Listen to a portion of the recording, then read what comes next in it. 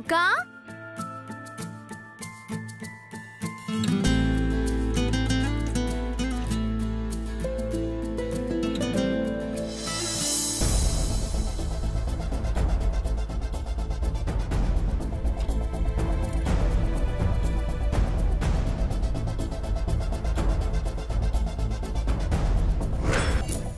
ఏంటే దాంతోపాటు నువ్వు కూడా గుడికి వెళ్తావా?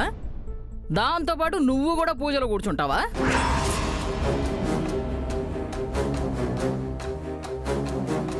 అక్కడికొచ్చే ముత్తైదువులందరూ ఇలాంటి దానితో నీ మనవరాలు తిరుగుతోంది ఏంటి కాంతమ్మ అని నా మొహం మీదే అడుగుతారే అక్కడ.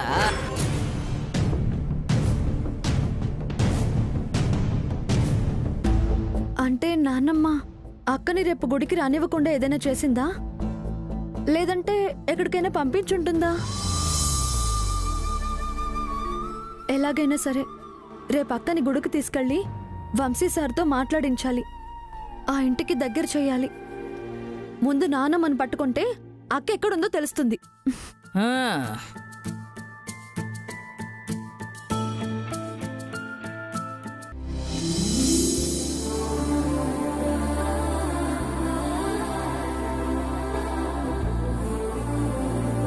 అక్క, నువ్వు నాకు చెప్పకుండా ఎక్కడికి వెళ్ళావు?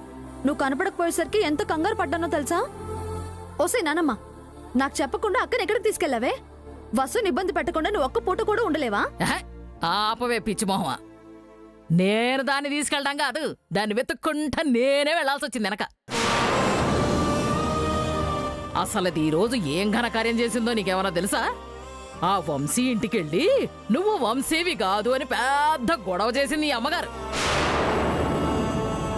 దీనికి ఆ జోగేంద్రగాడంటే ఎంత ప్రేమో దేని బట్టే అర్థమవుతుందమ్మా. ఇలా వంశీతో గొడవపడి ఆ ఇంటి వాళ్ళనందరినీ దూరం చేసుకుని నిన్ను కూడా ఆ ఇంటికి దూరం చేసి జీవితాంతం ఏడుస్తురు ఇంట్లో కూర్చొనేలా చేయాలనుకుంటున్నది.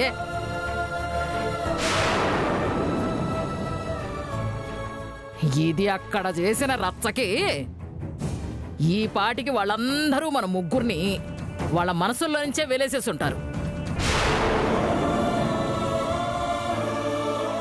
పాపమే ఆ వంశీబాబుని ఎంత అనుమానించిందో ఈ ముదనష్టం మోహంది.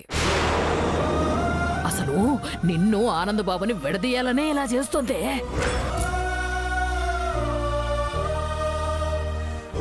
అక్క, నువ్వింకా వంశీ సార్ని అనుమానిస్తున్నావా? అసలు ఆయనే వంశీ అని నిరూపించుకోవడానికి ఆయన ఆ ఇంటి వారసుడైనా అంత గొప్పవాడైనా చివరికి నీకోసం DNA టెస్ట్ చేయించుకోవడానికి సిద్ధపడ్డాడు. అలాంటి వ్యక్తిని ఇంకా అనుమానిస్తున్నావా? మీ ఇద్దరూ కలవాలని నేను కోరుకుంటూ ఉంటే నువ్వు ఆయనతో గొడవ పడ్డానికి కలిసి వస్తున్నావా అక్క? పిచ్చిదా, వీళ్ళు కలవడం కాదే, వీళ్ళిద్దరూ కలిసి మీ ఇద్దరిని విడదీయాలనుకుంటున్నారు. నువ్వెక్కడ ఆ ఇంటి కోడలు అయిపోతావునని దీనికి ఇదిగో ఈ కడుపులో మంటే దీనికి.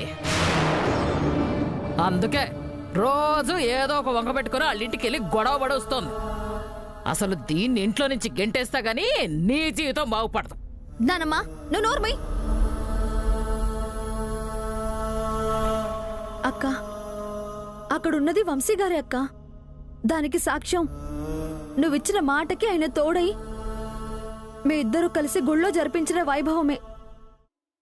మీ చేతుల్లో జరిగిన మంచే ఆయన వంశీ అని చెప్తుందక్కా. ఆయనే వంశీ అని చెప్తుందక్కా.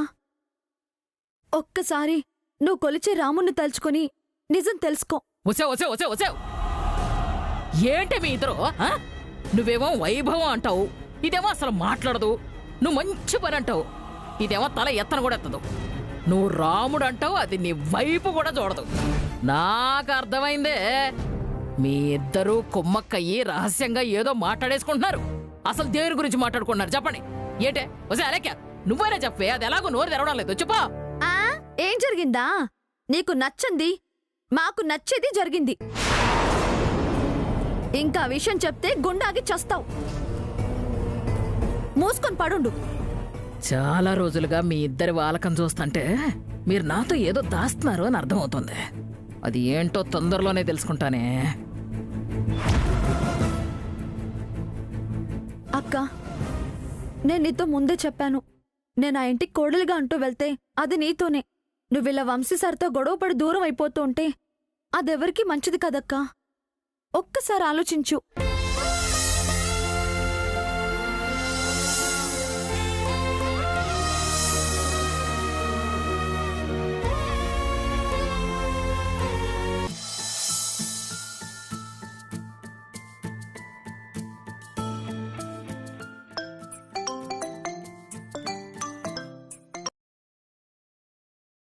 అలెక్కి గారు, మీతో ఒక మంచి మాట చెప్పాలండి. ఏంటి ఆనంద్ గారు? మా అమ్మ పూర్తిగా మారిపోయి రేపు వసుంధర గారిని గుడికి తీసుకురమ్మని చెప్పింది. చూసారా, మనం అనుకున్నట్టే జరిగింది. ఆనంద్ గారు, మీరు చెప్పేది నిజమా? అంత ఆశ్చర్యంగా అడుగుతారేంటి అలెక్కి గారు? హ, అంటే ఈ విషయం మీకు వసుంధర గారు చెప్పలేదా? చెప్పే ఉంటారులే అలెక్కి గారు. కంగారులో మీరు మర్చిపోయి ఉంటారు. ఓకే అలెక్కి గారు, రెస్ట్ తీసుకోండి. రేపు మార్నింగ్ వచ్చి గుడికి తీసుకెళ్తాను. Good night. సరే ఆనంద్ గారు. అక్క, ఇంత మంచి గుడ్ న్యూస్ చెప్పకుండా మౌనంగా ఉన్నావా? సుచిత్ర మేడం మారిపోయి మళ్ళీ నీ మీద ప్రేమ పెంచుకుని గుడికి తీసుకురమ్మని ఆనంద్ గారితో చెప్పారట. చూసావా నానమ్మా, సుచిత్ర మేడం మారిపోయి మళ్ళీ అక్కని నన్ను పూజకి రమ్మన్నారంట. ఈ ఆనందంతో పాటు అక్క వంశీ సార్ పెళ్లి కూడా జరిగిపోవాలి. చెప్తారు. రేపు దీన్ని గుడికి పిలిచి అక్కడే అందరి ముందు అవమానపరిచి దీన్ని గ్రామ బహిష్కరణ చేస్తారు. మోహన్జుడు మోహన్ దొంగ మోహన్దివా, ఏడు మొహం ఎప్పుడు. అక్క, నువ్వు ఆ ముసల్దాన్ మాటలు పట్టించుకోకు. ఆనంద్ గారు నాకు ఈ విషయం చెప్పాక నాకు చాలా సంతోషంగా ఉంది. నా నిజమైన సంతోషం నువ్వు ఆ ఇంటి కోడలిగా వెళ్ళినప్పుడే అలేఖ్య. అమ్మా నాన్న మాట నెరవేరినప్పుడే. అక్క, నువ్విక్కడే ఉండు. నేను వెళ్ళి రేపు పూజకి ఏమైనా కావాలేమో ఆనంద్ గారికి ఫోన్ చేసి కనుక్కుంటాను.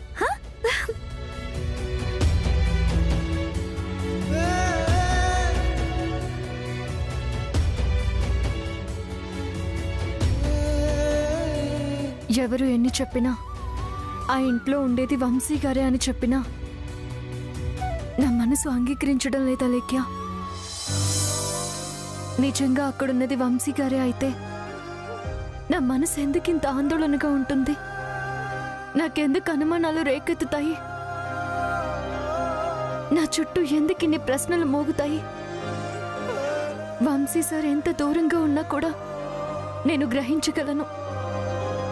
కానీ ఇప్పుడెందుకు ఆయన వైపు నా మనసు కదలట్లేదు?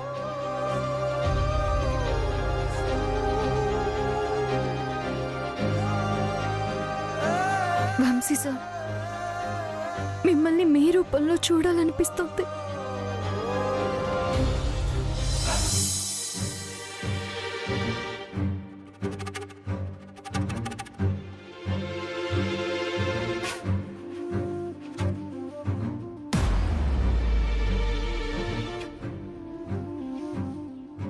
నువ్వు నన్ను ఎప్పుడూ వదలవా?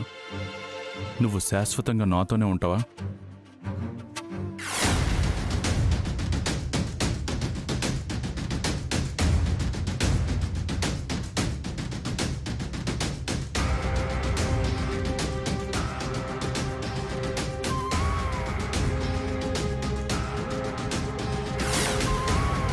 నేనెప్పుడు నీతోనే ఉంటాను. నీకు తోడుగా నీ నీడలో నడుస్తూనే ఉంటాను. నా దగ్గరికి రా ప్రీతమా.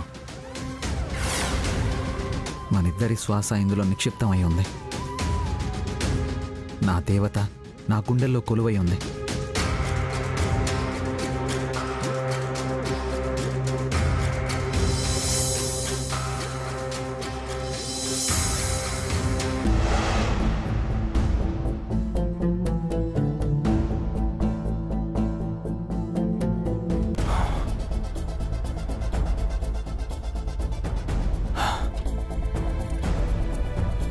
నేను వింటుందేంటో నాకు బాగా అర్థమవుతుంది వసు.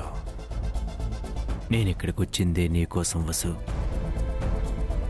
నా ఐడెంటిటీ మార్చుకుని బ్రతుకుతున్నది నీకోసమే.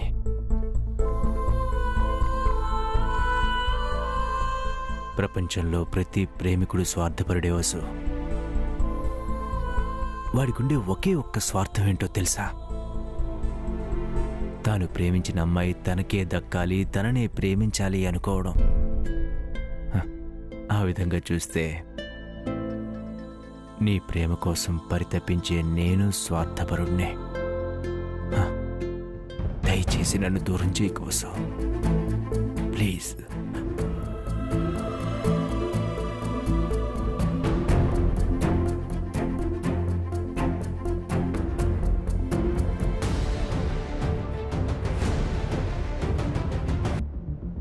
ఇక ఆలస్యం చేయకుండా నిజమేంటో చెప్పు.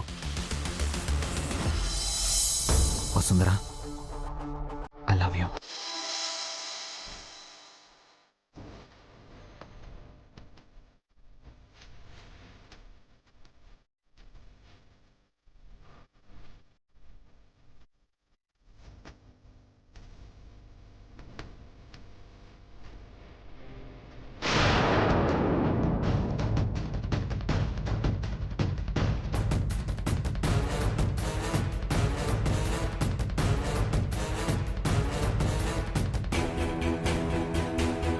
వసు, నీ మీద నాకున్న పిచ్చి ప్రేమతో నువ్వు దక్కకపోతే నేనేం చేస్తానో నాకే తెలియడం లేదు వసు. వంశీ సార్ తిరిగి నీకోసం వస్తే నాలో ఉన్న రాక్షసుడు బయటకొచ్చి ఆయనకి ఏ హాని తలపెడతాడో అని కూడా భయంగా ఉంది వసు.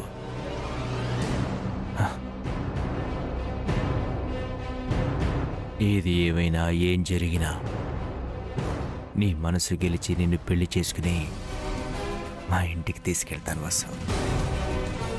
తీసుకువెళ్తాను.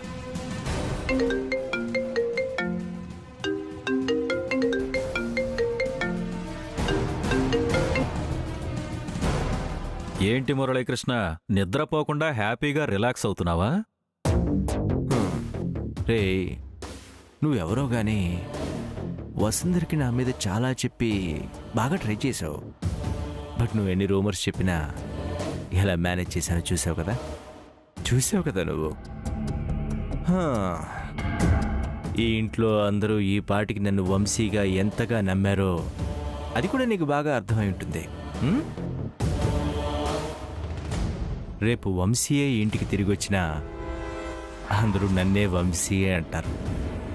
తొందరలోనే నిన్ను పట్టుకుంటాను. నువ్వేం చేయలేవురా.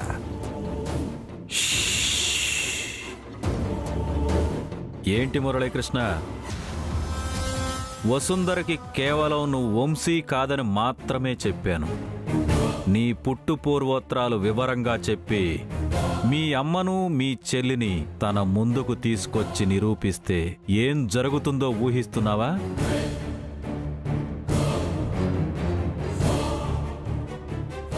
నిరూపించమంటావా? రే, అలా మాత్రం చేయకు. ఇది నీలో నాకు కావాల్సింది. ఈ భయమే మురళి. రే, జీవితంలో నాకంటూ శత్రువులు ఎవరూ లేరు. ఫోన్ చేసి నన్ను వేధిస్తున్న శత్రువు, ఏకైక శత్రువు నువ్వే. ఎందుకు ఇదంతా చేస్తున్నావు? అసలు ఏం కావాలి నీకు? మిస్టర్ మురళీకృష్ణ, రేపు నేను ఏం చేయబోతున్నానో నీకు తెలుసా? ఏం చేయబోతున్నావు? ఈరోజు నువ్వు ఇంటికి వచ్చిన వసుంధరను గెంటేయలేదు కాబట్టి దానికి బదులుగా రేపు గుళ్ళో ఆ వసుంధరని చంపేయబోతున్నాను. ఆ చావుకి నువ్వే కారణమని అందరికీ తెలిసేలా చేస్తాను. ఆ తర్వాత ఏం జరుగుతుందో నీకు తెలుసు. రే,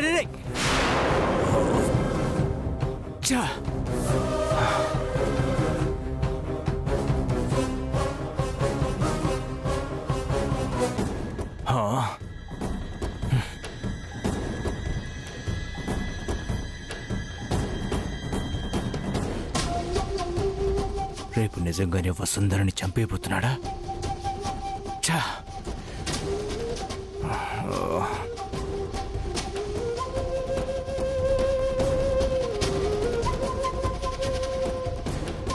అసలు వసుంధర్ని బయటికి లేదని వీడికి ఎలా తెలుసు? ఏం జరుగుతోంది? ఎవరు చెప్పుంటారు?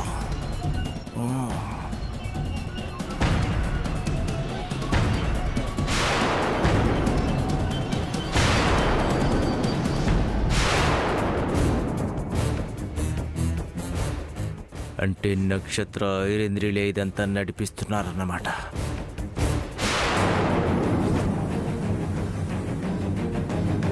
నక్షత్ర, అతయ్య, నక్షత్ర, అతయ్య, ఐరేంద్రి అత్తయ్య, బయటికి రండి. ఏంటి బావా, ఏమైంది అలా అరుస్తున్నావు? మర్చిపోయిన గతం మళ్ళీ గుర్తొచ్చినట్టుంది బేబీ. ఇంకా ఆపేయండి అత్తయ్య.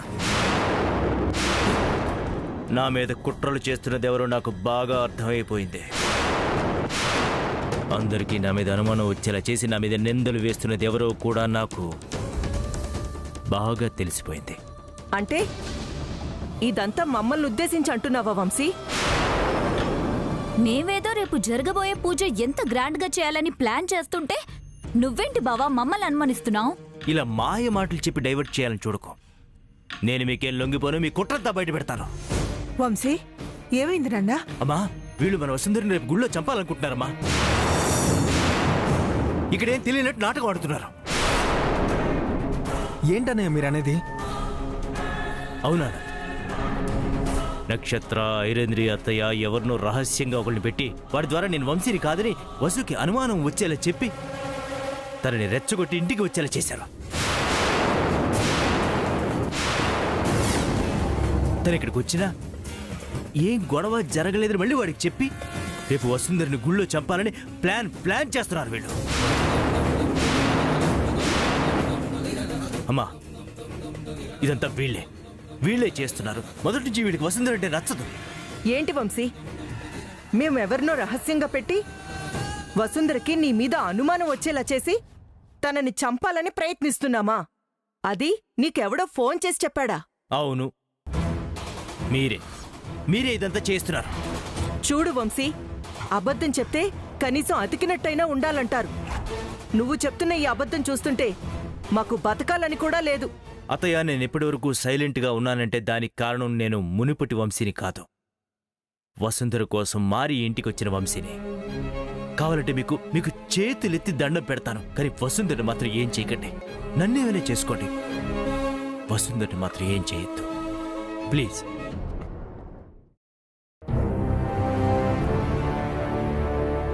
ఒక్కటి మాత్రం గుర్తుపెట్టుకోండి అత్తయ్య, నా విషయంలో నా దాకా వస్తే ఊరుకుంటానేమో, కానీ వసుంధర విషయంలో ఎవరైనా అడ్డొస్తే వాళ్ళు వీళ్ళు ఎవరు ఏమిటి ఎందుకు ఎలా అని వాళ్ళు ఆలోచించే లోపే చంపేస్తా.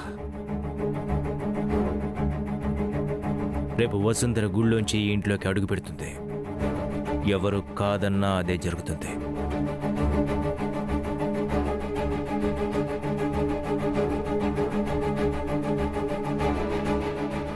చూడైరేంద్రి, నా బిడ్డ ఒక్కసారి ఇంట్లోంచి వెళ్ళిపోతేనే మేమంతా చావు బతుకుల దాకా వెళ్ళేంత నరకం అనుభవించాం. నీ కారణంగా వంశీకి ఏదైనా అయితే ఏం జరుగుతుందో కూడా చెప్పలేను. వంశీకి వసుంధర కావాలి, వంశీ మాకు కావాలి. ఇద్దరిలో ఎవరికేం జరిగినా ఈ కుటుంబమే ఉండదు. అత్తయ్యగారు వంశీని అర్థం చేసుకున్నారు. మీరు కూడా మీ వ్యవహారం మార్చుకుంటేనే మీరు ఈ ఇంట్లో ఉండాలా లేదా అన్నది వంశీయే డిసైడ్ చేస్తాడు. ఆలోచించుకోండి ఐరేంద్రి. వీళ్ళకి ఇలా చెప్తే అర్థం కాదమ్మా, చెప్పాల్సిన వాళ్ళు చెప్తే అర్థమవుతుంది. నానమ్మతో చెప్తే అప్పుడు వీళ్ళకి అర్థమవుతుంది. రేపు పూజ సవ్యంగా జరగాలని అత్తయ్యగారు కోరుకుంటున్నారు. పూజకి ఏ ఆటంకం జరిగినా దానికి కారణం వీళ్ళే అవుతారు. పద ఆనంద్.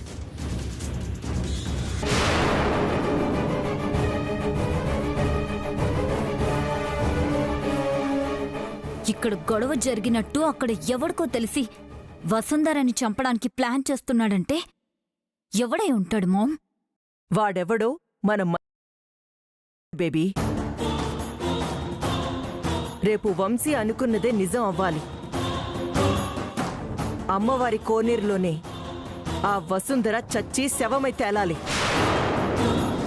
ఎలాగూ కంటికి కనిపించని ఒక ఆగంతకుడు వంశీకి వార్నింగ్ ఇచ్చాడు కాబట్టి మనం దాన్ని చంపినా ఆ క్రెడిట్ వాడ్ అకౌంట్లో పడుతుంది.